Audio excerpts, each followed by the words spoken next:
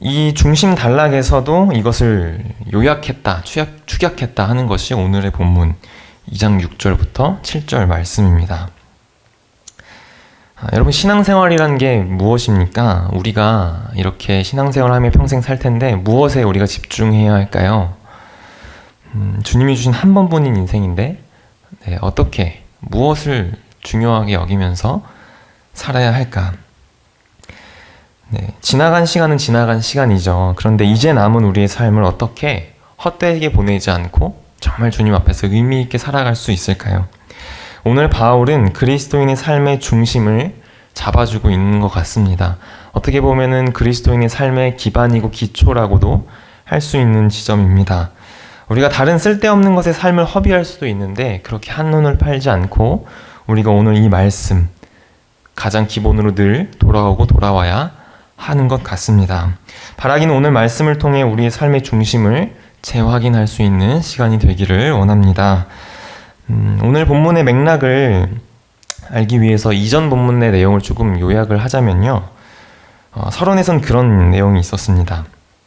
서론에서는 예수 그리스도가 누구인지를 보여주었어요. 먼저 예수 그리스도는 창조의 주님이시고 구속의 주님, 그러니까 새 창조의 주님이 되신다는 것을 우리는 살펴봤어요.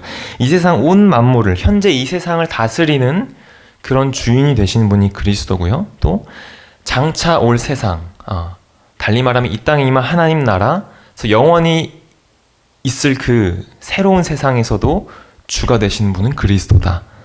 그것을 살펴봤고요. 또한 주님은 하나님의 비밀이다, 이런 내용도 있었어요. 태초부터 감추어졌던 하나님의 비밀스러운 계획, 그 구원이 바로 예수 그리스도다 하는 것도 우리가 알아봤죠. 그가 이 역사의 중심이 되신다는 것을 우리는 살펴봤어요. 또한 그리스도는 지혜와 지식의 모든 보화다, 이런 표현도 있었어요. 예수 그리스도를 아는 것은 참된 지식이고 지혜다 라는 거였어요. 그래서 뭐예요? 그분을 아는 것은요, 최고의 가치를 지닌 것이라고 우린 배웠고요. 그것은 모든 것이라는 거예요. 그러니까 한마디로 예수를 아는 것, 그리고 여기에 집중한다면 다른 것은 사실은 부수적인 것이다. 예수를 알고 그분을 깊이 아는 데에 집중한다면 우리의 삶은 풍성해지고 넘친다. 예수면 끝난다. 이러한 그리스도의 중심성에 대해서 바울은 서론에서 이야기했습니다. 자, 본문 6절을 한번 볼까요? 한번 읽어보겠습니다. 시작. 그러므로 너희가 그리스도 예수를 주로 받았으니 그 안에서 행하되. 주로 받았다고 하죠. 앞서 설명했던 창조와 구속의 주, 하나님의 비밀이시오, 또 모든 지식의 보호하이신 분을 나의 주인으로, 너희가 주인으로 받았으니 그 안에서 행하라. 이런 권면을 줍니다. 여러분, 이 6절이요, 많이 축약되어 있지만 우리 그리스도인의 삶의 중심적인 권면이 됩니다. 그리스도를 주인으로 받아들인 우리가 계속해서 삶에서 그분 안에서 행하고 그 주인의 뜻에 따라 더 우리를 갖고 나가는 것. 여러분, 이것이 그리스도인의 삶의 중심, 기본입니다. 말은 참 간단하죠, 이렇게. 하지만 말처럼 쉽지 않다는 것을 우리는 잘 알고 있습니다. 우리 연약함과 죄성은 이것을 실천하기에 턱없이 모자라고 부족하기 때문에 그렇죠. 말처럼 간단한 문제가 아닙니다. 여기 계신 성도님 여러분들은 대부분이 이제 예수를 영접한 분들이실 것 같아요. 그럼 영접이라는 것이 무엇입니까? 무슨 말이죠? 받아들인다, 그분을 모셔드린다, 이런 말이잖아요. 예수를 받아들여 구원을 얻고 우리는 영접하여서 그리스도인이 되는데요. 예수를 영접한다 할 때 그 영접은 그 예수를 나의 무엇으로 영접하는 것입니까? 그렇죠. 여러분, 내 집에 만약에 옆집에 사는 이웃을 초대를 했어요, 우리 집에. 그래서 그분을 귀하게 영접합니다. 그래서 식사를 대접하고 즐거운 시간을 갖고 대화를 하고 이렇게 관계를 가졌어요. 이때에 이 이웃을 무엇으로 영접한 것이죠? 손님, 귀한 손님으로 영접한 거예요. 근데 이 손님이 갑자기 집안에 있는 방문들을 막 다 열어보는 거예요. 그러더니 안방에 들어가서 침대에 누워요. 그리고 또 한참 있다가 일어나더니 그 방에 있는 막 가구들을 자기가 마음에 드는 대로 이렇게 다시 배치를 막 하는 거예요. 그리고 또 부엌으로 가더니 냉장고를 뒤져서 음식을 마음대로 꺼내 먹어요. 그러면 어떻게 될까요? 네, 마음씨가 좋으셔서 여러분들은 그냥 두실 것 같지만 보통은 싸움이 일어나죠. 쫓겨날 수도 있습니다. 왜요? 영접했는데 왜 쫓겨나죠? 영접을 했어도 여러분 이 사람을 손님으로 영접한 것이지 그 사람을 주인으로 영접한 것은 아니기 때문에 그렇습니다. 그렇죠? 여러분 예수님을 우리는 무엇으로 영접했는지 우리는 압니다. 네, 주인으로 영접하는 것이죠. 그러나 우리의 모습 가운데는 그렇지 않을 때가 있죠. 나의 그냥 어떤 조금 힘든 모자라는 부분을 조금 도와주는 조력자로 영접을 한다든지 아니면 나의 어떤 소원을 들어주는 요정처럼 그렇게 영접을 한다든지 아니면 천국을 가게 해주는 그 천국 열차의 기관사로 영접을 하든지 우리 주인으로 영접한 것이 아닌 모습들을 우리 자신과 주변에서 보게 되는 것 같습니다. 예수님이 주인이시다. 여러분 이거 굉장히 기본적인 진리인데요. 그렇게 살지 않는 모습이 발견된다라는 거예요. 누구는 조력자 정도로, 누구는 그 천국 열차의 기관사 정도로 영접하고 그러면서도 예수를 믿는다. 나는 영접했다. 그렇게 하는 거죠. 내 식대로 믿는 거죠. 내 식대로 그 주님을 여겨놓고 주인이 아님에도 실제적으로 아님에도 불구하고 그렇게 말하는 것이죠. 여러분 절대 타협할 수 없는 진리가 이것입니다. 예수 그리스도는요. 우리가 주인으로서 말고는 다른 방식으로 영접할 수 있는 분이 아니라는 거예요. 그분은 우리의 주인이 아니고서는 다른 방식으로 우리와 관계하시지 않습니다. 우리 멋대로 관계하고 싶어도 그분은 우리에게 그런 식으로 다가오실 수 없는 분이십니다. 그렇게밖에 구원이 없는 것입니다. 주인이 아니라 내 멋대로 예수님을 사용하는 영접 안에는 구원이 없습니다. 여러분 말로만 예수님이 주인이 아니라 정말 예수님을 주인으로 영접하셨습니까? 우리가 사는 집에 아까 들었던 예시처럼요. 누군가를 주인으로 받아들이는 일은 좀처럼 일어나지 않을 거예요. 그렇죠? 보통은 손님으로 이렇게 모셔드리죠. 주인으로 영접해서 어떤 사람에게 이 집을 어떻게 사용하든 어떻게 바꾸던 뭘 먹던 그냥 두는 경우는 그런 일은 좀처럼 벌어지지 않아요. 그뿐만 아니라 어떤 사람이 내 집에 와서 내가 쌓아둔 돈을 그 사람이 맞게 쓰고 또 이 집에 왔으니까 내가 어떻게 살아야 되는지 그 사람이 나한테 막 가르쳐주고 나는 그대로 살고 이런 일은 좀처럼 일어나지 않아요. 여러분 그런 일은 주인이 있고 종이 있던 시절에나 일어나는 거죠. 정말 주인이 왔을 때 일어나는 거지만 요즘엔 일어나지 않아요. 그래서 우리에게는 이게 낯설고요. 너무나도 엄청난 일이고 가늠하기도 어렵습니다. 내 주인이 생긴다는 게. 그러나 우리는 예수님을 주인으로 영접했다는 사실을 반드시 기억하고 그 낯선 관계에 익숙해져야 합니다.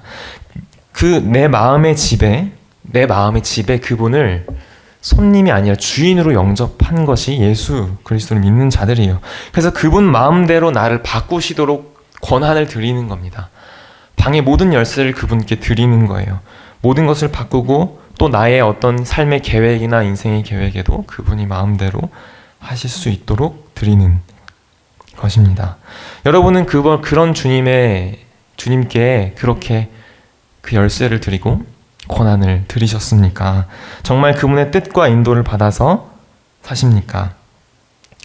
네, 많은 그리스도인들이 여기에 대해서 일단 관심이 없고 피상적으로만 알고 있는 모습을 보게 됩니다. 예수님을 주로 모시는 이 삶의 기본이고 기초를 우리는 언제고 다시 생각해야 합니다. 자, 오늘 중심 내용은 그것입니다. 예수를 주로 받았으니 그의 안에서 행하라. 이것인데요. 여러분 왜 이런 권면을 할까요? 이렇게 주로 받았으니 그 안에서 행하라. 기본적으로, 원초적으로. 이게 잘 됐으면 여러분 권면 안 하겠죠? 주로 받은 사람이 그분을 주로 잘 모시면 이렇게 권면을 굳이 할 필요 없죠. 편지까지 써서. 그런데 사람에게 이게 정말 안 되고 어려운 것이기 때문에 바울은 이것을 중심에 두는 겉면으로 우리에게 주는 거예요.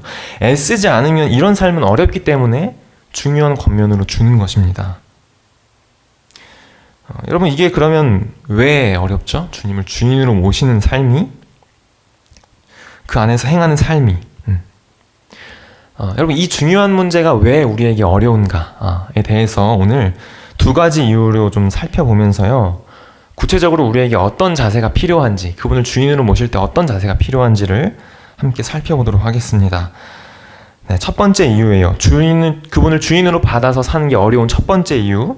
그것은 우리는 주님을 영접할 때 죄로 망가진 상태에서 출발하기 때문에 그렇습니다. 하나님이 주인된 방식으로 사는 게 우리에게 너무 낯설기 때문에 그래요. 기본적으로 우리의 상태가 그렇기 때문에 그렇습니다. 고쳐야 할 게 너무 많은데 내 능력은 없고 익숙하지 않고 그런 상황이라는 것을 우리가 인지할 필요가 있어요. 여러분, 우리는 중간에서 시작하는 게 아니라는 말입니다. 우리는 하나님이 주인이시다, 또 내가 주인이다 하는 요 사이에서 시작하는 것이 아니고요. 하나님이 주인이신 완전 반대에서 시작해요.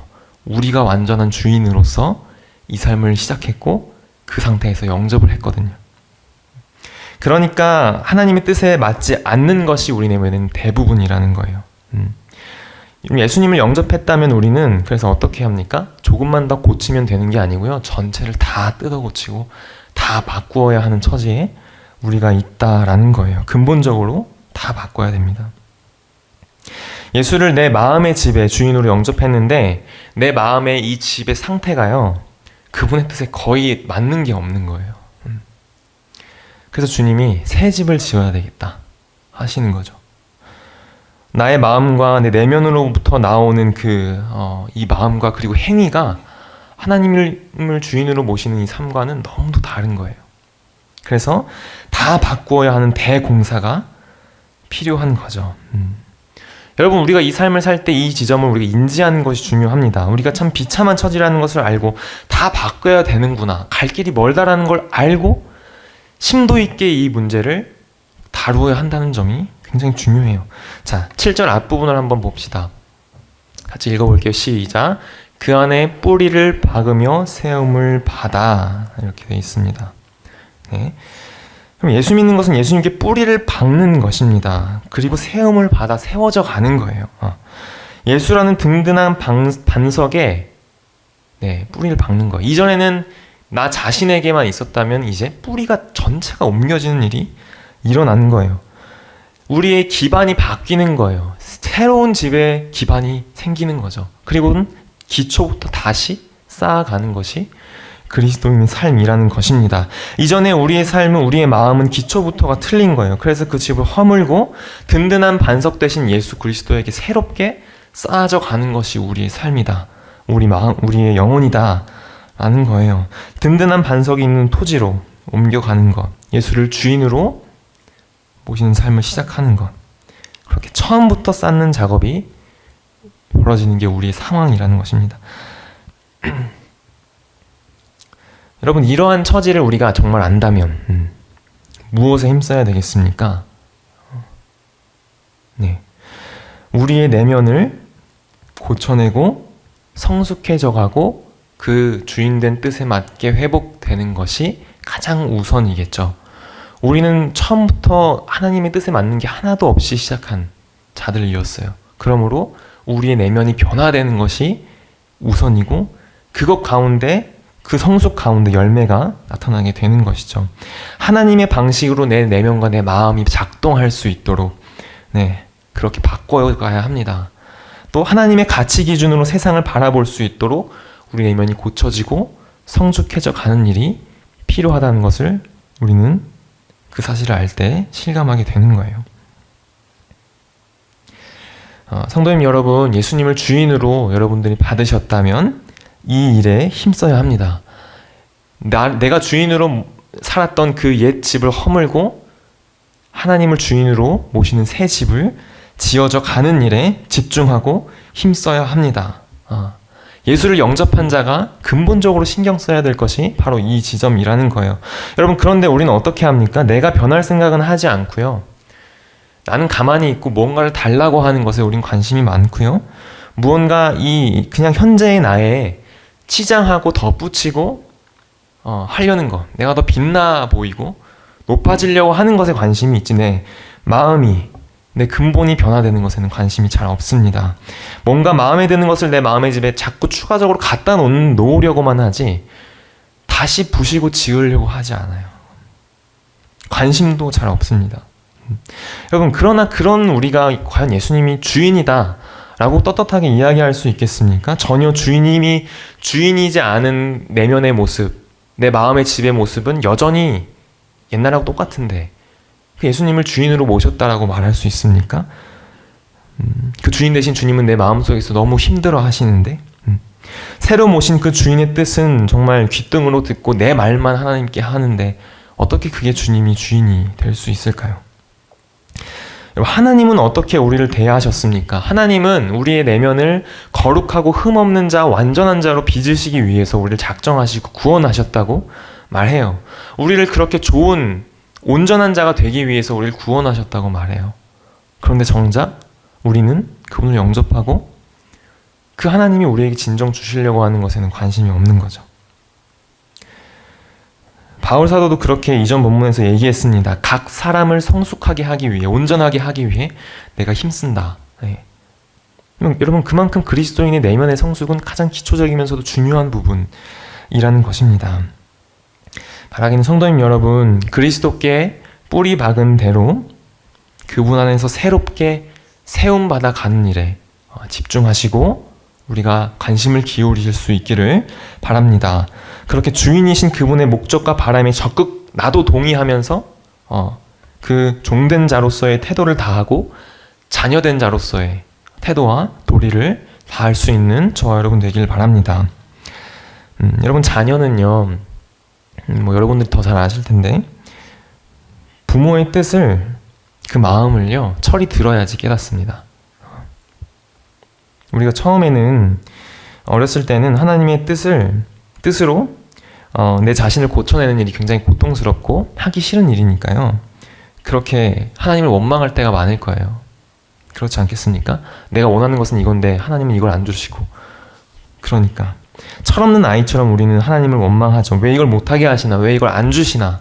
이렇게 반응하죠. 이해가 안 가고 반항하기도 하고 징계받기도 하고. 그러나 여러분, 우리가 그 사람이 철을 들면 부모의 마음을 아는 것처럼요, 우리는 나중에 깨닫게 되는 거예요. 성숙하면서 그 하나님의 인도하심이 진짜 날 위한 거였구나 하는 거. 하나님의 말씀에 따라 내가 주님을 주인으로 두시는 삶을 처음에는 고통스러운데 살아보니까 이게 진짜 나를 위하는 거구나 라는 것을 그때 가서 깨닫게 되죠. 그때 아버지의 훈계와 훈련이 나를 살리는 거였구나. 그땐 참 힘들었는데 이렇게 성숙하고 보니까 이렇게 자유할 수 없고 기쁘구나. 여러분, 우리가 영적으로 우리가 성숙해 갈 때 그 아버지의 마음을 깨닫게 되실 줄로 믿습니다. 자, 두 번째입니다. 예수님을 주인으로 받아서 우리가 살기 어려운 두 번째 이유는요, 하나님이 우리에게 보이시지 않고 그 음성이 이 육신의 귀로 들리지 않는다라는 한계 때문에 어려운 것입니다. 그러니 주님의 뜻이 어떠한지, 그분의 마음이 무엇인지 우리는 그냥 이렇게 있으면 알 수가 없죠. 예수님을 주인으로 모시려 할 때 여러분, 첫 번째로 살펴본 것처럼 우리가 애초에 망가져서 시작한다. 처음부터 시작한다. 여러분, 이것도 큰 문제지만요, 이 두 번째도 참 큰 문제예요. 하나님의 뜻을 아는 게 쉽지 않다는 것입니다. 우리는 이것을 핑계로 자주 삼아요. 하나님의 뜻을 모르겠다. 가만히 있으면서 뜻을 모르겠다. 하나님의 뜻을 모르니까 내가 잘못 살고 있는지도 몰라요. 그 주인 되신 분이 내게 뭘 원하시는지, 지금 앞으로 뭘 원하시는지도 잘 몰라요. 근데 그냥 모른다고 핑계대고 안주하는 거예요. 하나님의 뜻을 모르니 양심의 가책도 없고 내 마음대로 지금 내가 주인 돼서 살고 있는데도 이상한 점을 모릅니다. 그렇게 시간이 길게 흘러가 버리게 되죠. 나를 잘못 진단해요. 나 교회 다닌다. 헌금도 하고 빠지지 않는다. 봉사도 한다. 나는 괜찮은 그리스도인이다.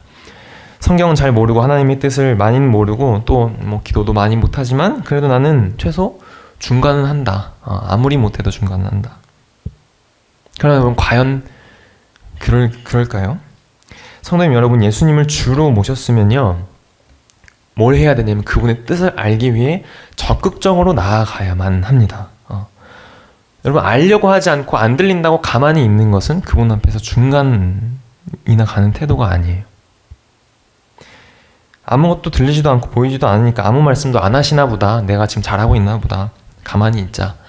여러분, 이것은 중간이 아니라 퇴보하는 거예요. 여러분, 하나님은 성경을 통해 우리에게 이미 뜻을 알려주셨습니다. 기도를 통해서 우리를 찾아오십니다. 여러분, 그 주인 되신 분은요, 수많은 말씀을 이미 우리에게 주셨어요. 이미 정말 많은 것을 말하셨어요. 그리고 또 계속해서 말씀하려고 하시죠. 말씀을 통해, 기도를 통해 그렇게 하셨고 그렇게 하실 것입니다. 여러분, 그런데 우리가 말씀을 안 보고 기도를 안 한다면, 여러분, 이것은 귀를 막고 있는 거예요. 안 들리고 있는 게 아니라 우리 귀를 막는 것입니다. 하나님의 뜻을 알고 싶지 않다고 하는 거예요. 가만히 있는 게 아니라 의도적으로 그 말씀에 귀를 닫는 것입니다. 여러분, 우리가 솔직히 생각해 봐야 됩니다. 여러분, 성경에 하나님의 뜻이 정말 충분할 정도로 담겨 있다는 것을 우리가 모르나요? 여러분, 기도할 때 우리가 하나님과 교제할 수 있게 됐다는 걸 우리가 모릅니까? 몰라서 그런 게 아니라 다 알면서도 우리는 안 찾지 않습니까? 귀를 막고 있는 거예요. 듣고 싶지 않아서. 그러나 여러분, 우리가 예수님이 주인이라면요, 절대로 이렇게 할 수는 없는 겁니다. 어디 주인이 말씀하시는데 귀를 막는다고요? 주인의 뜻을 모르겠으니까 내 마음대로 산다고요? 네, 우리가 이렇게 할 수 없는 거예요. 그런 종은 더 이상 종이 아니죠. 그냥 자기가 주인인 것입니다. 주인의 뜻을 보고도 눈을 닫고 귀를 닫는 것. 예수님이 주인이라고 말할 수 없는 너무나도 부끄러운 모습이죠. 여러분, 우리는 새롭게 모셔드린 주인에 맞게 우리 집을 처음부터 쌓아가야 돼요. 근데 주인이 무슨 뜻을 가지셨는지를 알지를 못하는데 어떻게 그 일을 합니까? 어떻게 세워집니까? 그 일을 하지 않는데 우리 내면이 어떻게 변화되죠? 알지를 못하는데. 아무것도 세워질 수가 없는 것입니다. 성도님 여러분, 우리가 예수님이 정말 주인이라면 우리는 귀를 열어야 합니다. 내가 들으려고 하지 않았다는 것을 회개해야 합니다. 말씀 보지 않고 기도에 힘쓰지 않았다는 것을 회개해야 합니다. 애쓰지 않은 것을. 여러분, 하나님을 우리가 가만히 있으면 들을 수 없다는 거요. 보이지 않는다는 거, 이런 한계. 여러분, 이것은 우리 죄인의 책임이에요. 우리가 죄를 짓고, 인간이 죄를 짓고 타락했기 때문에 그분의 임재가 떠난 거고요. 영적으로 눈이 어두워졌기 때문에 그분과 가까이 하는 게 어려운 거예요. 여러분, 하나님은요, 그런 우리를 관계할 수도 없게 돼버린 끊어진 우리 관계를 위해서 예수님 자기 아들을 보내셔서 그 길을 열어놓으셨어요. 그래서 우리가 말씀 볼 때 성령으로 깨닫고요, 기도할 때 우리 그분을 만날 수 있는 거죠. 여러분, 그렇게 주님께서 목숨 다해서 열어놓으신 길을 우리가 그 길로 아무것도 안 한다면, 하나님을 알려고 하지 않는다면, 여러분, 그 은혜가 대체 무엇이 되겠습니까? 아무리 내 마음의 집을 새로 지어야 하는 것을 안다 해도, 내가 망가져 있다는 것을 안다 해도 그것을 어떻게 고쳐야 할지 그분의 뜻을 모른다면 이거 어떻게 변화되고 성숙되겠습니까? 여러분, 진리를 알기 위해 우리가 적극적으로 나아가는 것이 예수님을 주인으로 영접한 사람의 기본적인 자세라는 것을 기억하시길 바랍니다. 가만히 있는 게 기본이 아니라 열심히 나아가는 것이 기본이라는 거예요. 자, 7절 중간에 보시면요, 그런 말씀이 있습니다. 한번 이것도 읽어볼게요. 시작. 네, 아멘. 네, 우리는 주인 되신 하나님의 생각과 뜻을 적극적으로 받아들이는 일을 해야 된다는 거예요. 그럼 믿음이라는 것은요, 여러분, 그런 것입니다. 믿음은 진리의 내용이 있어요. 그것을 그대로 수용하는 것, 수납하는 것입니다. 그래서 행동으로 옮겨질 정도로 완전히 동의해서 내 것으로 수납하는 것. 그게 믿음이에요. 믿음은요, 여러분, 내가 원하는 것, 믿고 싶은 것을 강하게 믿는 것, 이게 이루어질 거야 라고 강하게 긍정하는 것, 여러분, 그런 게 믿음이 아니고요. 하나님의 말씀, 틀리지 않는 진리의 말씀을 내 것으로 가져오는 행위가 믿음이에요. 하나님의 진리의 말씀을 아멘으로 받아들여 그것을 마음으로 먹고 행동으로 나타내는 것이 믿음입니다. 우리는요, 여기 말씀처럼 하나님의 진리의 말씀을 교훈으로 받습니다. 이렇게 설교를 듣고요, 각자 또 말씀을 읽으면서 진리의 교훈을 받습니다. 그렇게 말씀을 받아 우리는 우리 내면을 고쳐나가는 일을 해야 되는 거예요. 그렇게 수용하는 것, 이게 믿음입니다. 믿음. 그럼 처음에는 그 하나님의 말씀을 믿음으로 수용하기가 어렵죠. 우리가 연약할 때는, 어렸을 땐 하나님이 그런 내 마음의 집을 바꾸려고 하실 때 그것을 받아들이는 게 쉽지 않아요. 그렇게 바꾸면은, 내 마음을 하나님 뜻대로 이렇게 바꾸면 되게 싫을 것 같고, 그러면 되게 두려울 것 같고, 이래서 그렇게 믿음으로 받아들이는 게 쉽지 않습니다. 당장에 있는 이 돈을 포기하고 하나님께서 양심을 지키라고 할 때 이것을 포기하는 게 쉽지 않죠. 그것을 포기하는 것이 너에게 옳은 일이고 너에게 복이 된다는 진리의 말씀을 그대로 받아들여서 그 돈을 포기하는 것, 이게 쉽지 않다라는 거예요. 그러나 여러분, 조금씩 그 진리를 가까이 하게 되다 보면요, 그리고 또 그것을 믿음으로 조금씩 받아 먹게 되면요, 우리는 변하게 됩니다. 마음이 변하게 돼요. 마음이 변하게 되면 실천하게 될 것이에요. 실천하게 되면 하나님을 그 행하는 가운데 경험하게 되고요, 그럼 우리의 믿음은 자라는 거예요. 조금씩 그 진리의 말씀을 내 삶으로 가져와서 행하다 보면 우리의 믿음이 자라요. 왜요? 그 진리의 말씀이 진짜라는 것이 내 행동을 통해서 한번 해보면서 진짜라는 게 느껴졌거든요. 이게 쌓이고 쌓이면 그렇게 믿음으로 가져오는 것, 진리를 가져오는 것이 점점 더 익숙해집니다. 그것이 믿음에 굳게 서게 되는 모습이 되는 것입니다. 교훈을 자꾸 가져와서 믿음을 써서 믿음을 굳게 하는 것이죠. 나중에는 정말 전적으로 그 말씀을 받아먹게 돼요. 내 생각으로는 도저히 지금 이 말씀대로 하면 뭐 좋을 게 없을 것 같은데, 믿음이 강하면 어떻게 됩니까? 내가 느끼는 것과 상관없이 진리를 택해서 가져오는 것이죠. 그렇게 믿음의 성장이 이루어져요. 네, 그럼 믿음의 성장이 어디서 이루어졌냐면 교훈을 받는 것에서 이루어졌습니다. 진리의 내용을 자꾸 보고 자꾸 접하는 것, 거기에서 믿음이 발생하는 것이죠. 말씀을 알기 위해서 우리가 애쓸 때 그 지점부터 믿음의 성장은 시작된다라는 거예요. 여러분, 믿음의 역사를 우리가 굉장히 원하잖아요. 믿음을 통해서 하나님이 일하시는 거. 네, 여러분, 그렇게 하고 싶어도요, 뭘 믿어야 할지를 우리가 알아야 되잖아요. 믿음이 뭐라고 했어요? 제가 믿고 싶은 것을 믿는 게 아니라 하나님의 진리를 믿는 거예요. 근데 우리가 진리가 뭔지를 모르면 믿음을 사용할 수가 없는 거예요. 네. 여러분, 내 마음이 변하고 내 삶이 주인 뜻대로 변하는, 그렇게 믿음을 쓰려고 한다면 그 진리를 아는 데에 힘써야 한다는 것입니다. 그래야 내 내면이 변하게 되겠죠. 성도님 여러분, 우리가 이 진리를 아는 데에 힘쓰기를 바라고요. 그 주인의 기쁘신 뜻을 더 알기 위해 또 진리 앞으로 나아가고 그 가운데 우리의 내면에 변화를 이루시는 신앙생활이 될 수 있기를 바랍니다. 자, 7절의 마지막 부분도 한번 볼게요. 시작. 감사함을. 아멘. 네. 여러분, 오늘 설명한 이러한 삶에는요, 감사가 넘치는 삶이 돼요. 왜 그럴까요? 7절 전체를 보시면요, 뭐 여태까지 한 내용들, 뿌리를 박으며 세움을 받아 믿음에 굳게 서서, 이런 말이 나왔잖아요. 자, 이 단어들이, 이 분사로 된 단어들이 있는데요, 이 분사의 헬라어 형태는 어떤 형태냐면 수동태로 돼 있어요. 다 수동태가 뭐냐면 받는 거죠. 되어지는 거, 내가 하는 게 아니라 외부의 어떤 것이 나를 그렇게 만드는 것이 수동태의 시제죠.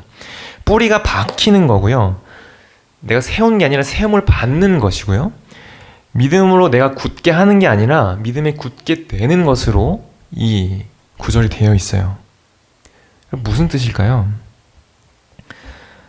여러분 그런 뜻이죠. 예수님께 우리가 뿌리가 받게 된 것은요, 우리가 하나님을 영접하게 된 것은 하나님이 해주신 일이라는 거예요.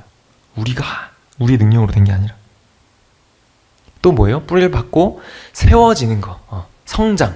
이것도 우리가 하는, 우리 능력으로 하는 게 아니고요, 세움을 받는다는 거예요. 하나님이 우리의 성장의 역사를 하시는 힘이시고 주체라는 것을 나타내는 거죠.